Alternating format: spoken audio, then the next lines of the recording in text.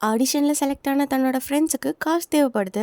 அதனால நம்ம ஹீரோயின் எந்த வீட்டில் மெய்டாக வேலை செஞ்சு காசு சேர்த்து வச்சாங்களோ அந்த பாட்டிமா கிட்ட அந்த காசெல்லாம் கேட்க ஊரில் இருக்க தன்னோட அப்பா அம்மாவுக்கு இந்த காசு அனுப்பாமல் இவ சும்மா செலவு பண்ணுறா அப்படின்னு அவங்க தப்பாக நினச்சிக்க நம்ம ஹீரோயின் தான் அப்புறம் புரிய வைக்கிறாங்க. அதுக்கப்புறம் அந்த பாட்டிமாவும் நம்ம ஹீரோயினை மன்னிச்சு ஏற்றுக்கிறாங்க. அந்த டைம்னு பார்த்து அவங்களோட பையன் வந்துடுற உடனே காசெல்லாம் கொடுத்து நம்ம ஹீரோனை அனுப்பிச்சி விட்டுறாங்க. இவதான் நம்ம வீட்டிலேருந்து ஏதோ திருடிட்டு போகிறா அப்படின்னு நினச்ச பிஸ்னஸ் மேன் அவங்களோட ஒய்ஃபும் நம்ம ஹீரோனோட பேக்கை பிடுங்கி செக் பண்ணி பார்க்குறாங்க.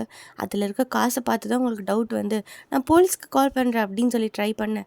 அப்போ அந்த பாட்டிமா வந்து சொல்கிறாங்க, இது இவ கஷ்டப்பட்டு உழைச்சி சம்பாரித்த காசு, இவன் இந்த வீட்டிலேருந்து எதுவும் திருடலை அப்படின்னு சொல்லி அந்த பேக்கை நம்ம ஹீரோன்கிட்டே கொடுத்து அனுப்பிச்சி விட்டுறாங்க. நம்ம பாட்டிமா ஹீரோன் கூட சேர்ந்து ரெஸ்டாரண்ட் ஓப்பன் பண்ண விஷயம்லாம் தெரிஞ்சு அவங்க பையன் சண்டை போட அதில் அவங்களுக்கு ஹார்ட் அட்டாக் வந்துடுது.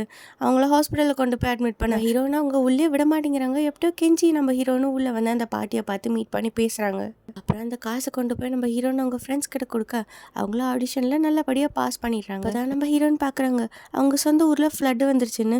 உடனே அவங்க திங்ஸ் எல்லாம் பேக் பண்ணிட்டு ஊருக்கு போய் பார்த்தா கேம்ப் போட்டு வச்ச இடத்துல நம்ம ஹீரோனோட அம்மா அப்பாவை காப்பாற்றி கொண்டாந்து வச்சிருப்பாங்க. ஆக்சுவலாக மணி தான் நம்ம ஹீரோனோட பேரண்ட்ஸை காப்பாற்றிருப்பாங்க. நம்ம ஹீரோன் கிட்ட சாரி சொல்ல, நீ பண்ணணும் தப்புனால தான் என்னோட பயத்தை விட்டு வெளியே வந்து நான் கொரியாவில் போய் இவ்வளோ நாளாக நான் சர்வே பண்ணேன்.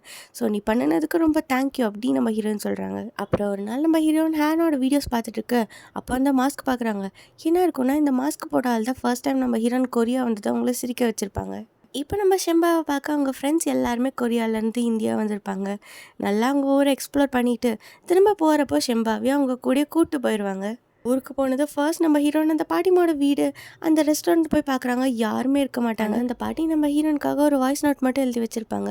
அப்புறம் தான் நம்ம ஹீரோனுக்கு தெரிய வருது அந்த பாட்டிமா இறந்துட்டாங்கன்னு. இதோட இந்த ஸ்டோரியும் முடியுது.